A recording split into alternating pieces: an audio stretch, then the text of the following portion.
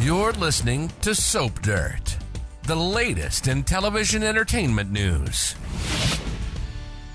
Hey, Young and the Restless fans. Right now, we've got Billy Abbott and Phyllis Summers teaming up, about to burn all their bridges, and they might stumble into a romance soon, or at least a fling. We're going to talk about some red flags of a Philly affair ahead that could be hot, could be not. We'll see. It's Belinda from Soap Dirt. We're going to talk about the fallout that's ahead from Billy and Phyllis both making sketchy choices as they team up with Cane Ashby, and that could leave them with no one but each other.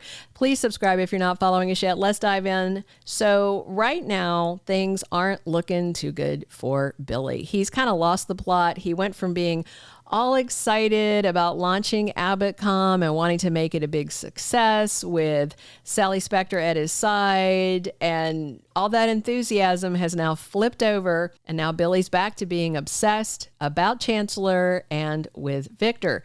Billy's back on this revenge kick, and Jack Abbott is so irritated he may yank the funding away, leaving AbbottCom a company that dies before it ever starts. Mind you, Sally was afraid that Billy was getting fixated on Chancellor again and on Victor again.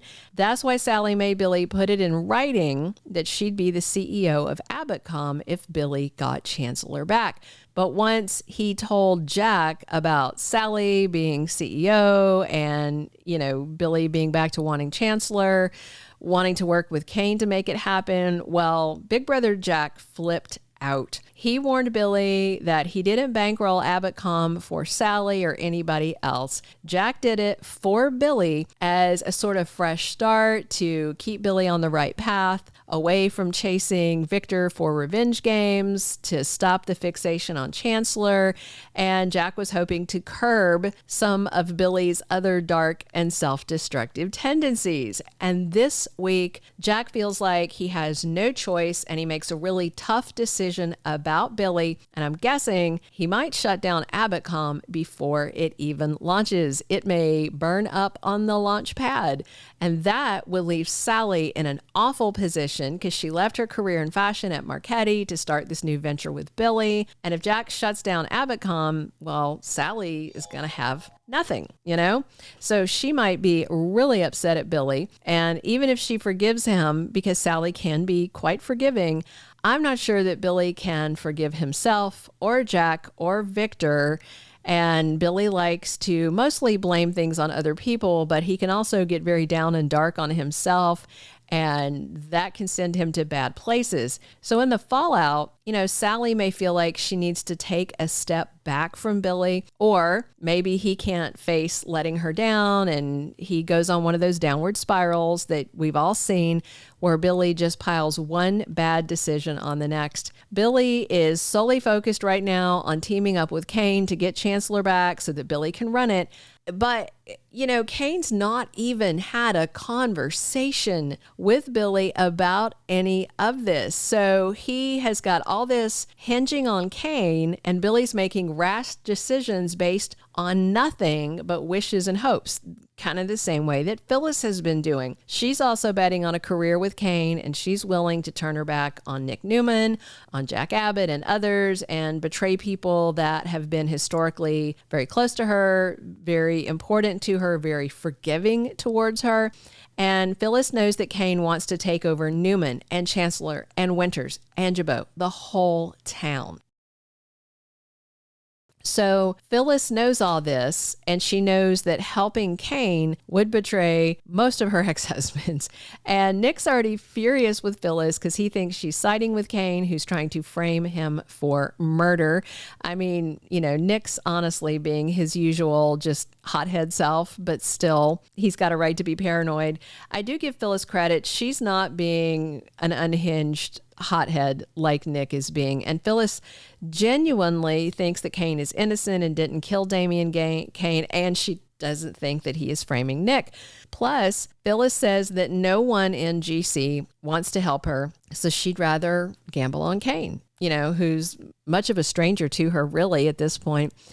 But by doing that, Phyllis is going to alienate everybody else. So with that all in mind, we've got Billy and we've got Phyllis. They've decided to team up because they both want something from Cane. And so Billy and Phyllis are planning to prove that Cane is innocent so that he'll help get Chancellor and hand it over to Billy and hand over a great job to Phyllis. Even if those things manifest, which seems unlikely, the question is, what will getting those things cost them?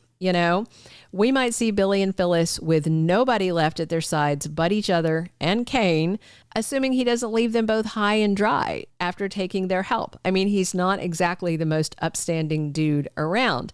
But even if Phyllis and Billy don't get what they want from Cane, they're still going to work together very closely while trying to make things happen. So Billy may complain to Phyllis about his frustrations with Sally and with Jack. And of course, Phyllis doesn't like the other redhead, so she may encourage Billy to cut ties. Meanwhile, Nick's angry with Phyllis, and Billy may encourage her to move forward and not look back and tell her, your daughter Summer is grown.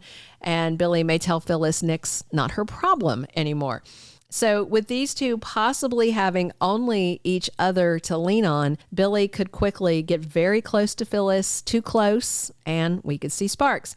There are some red flags that Billy and Phyllis may get involved, whether it's an affair, just a fling, or something more serious while chasing around after Cane on Young and the Restless. So real quick, first red flag, Phyllis hasn't had a man in forever. She needs a man. She needs somebody in her sheets.